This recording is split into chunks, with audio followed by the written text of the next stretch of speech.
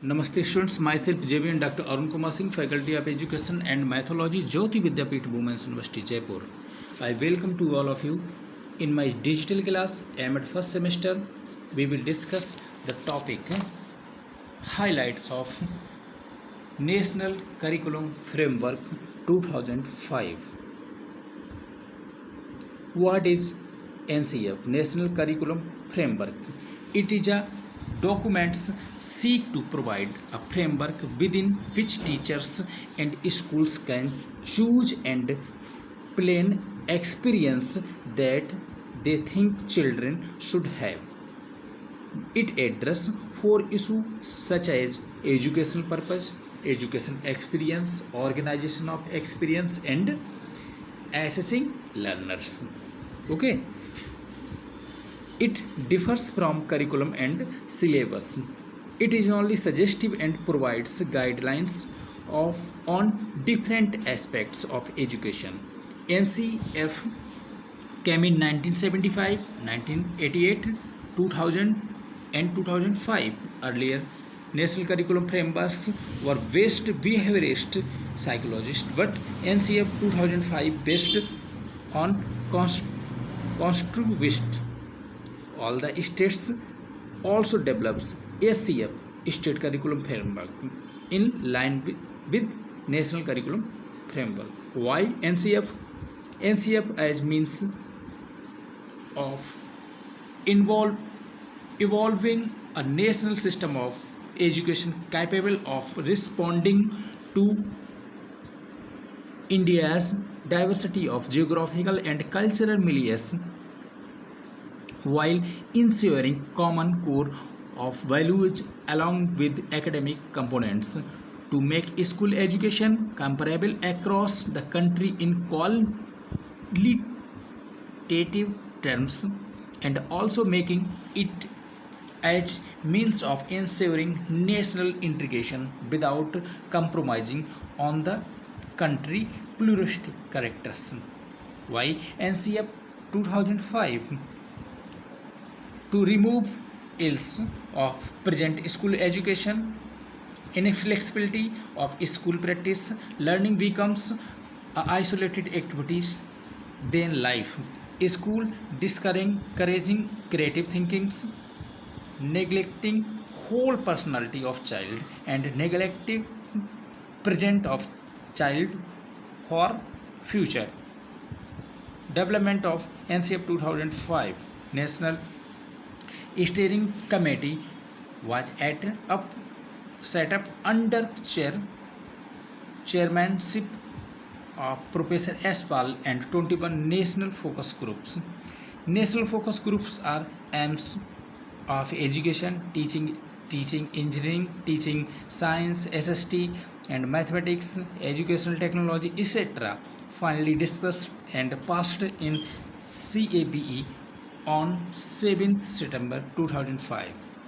Contents of NCF 2005: Perspectively Guidelines Principles, Learning and Knowledge, Curricular Area, School and Classroom, Systematic Reform. Perspectives: strengthens national system of education, reducing curriculum load, curriculum as per constitutional values, quality education for all. Guiding principles: connecting knowledge to life outside schools, learning is shifted away from rote methods, overall development of child, not textbook centric. Exam system more flexible and integrated with classroom life and nurturing democratic polity of the country. Learning and knowledge reorientation of our perceptions to learner and learning, child-centered pedagogies, holistic approach to learners development, adequate room for children thoughts, curiosity and question in teaching, connecting knowledge across boundaries, inclusive environment in class for all.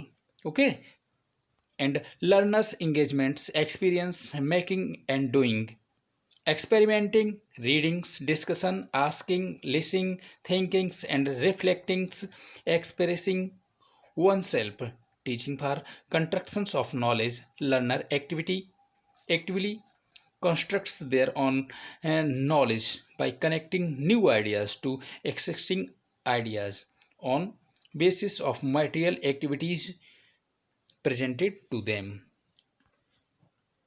Construction indicates that learners individually socially constructs meaning as he learns. It happens in collaboration, negotiations, sharing of views.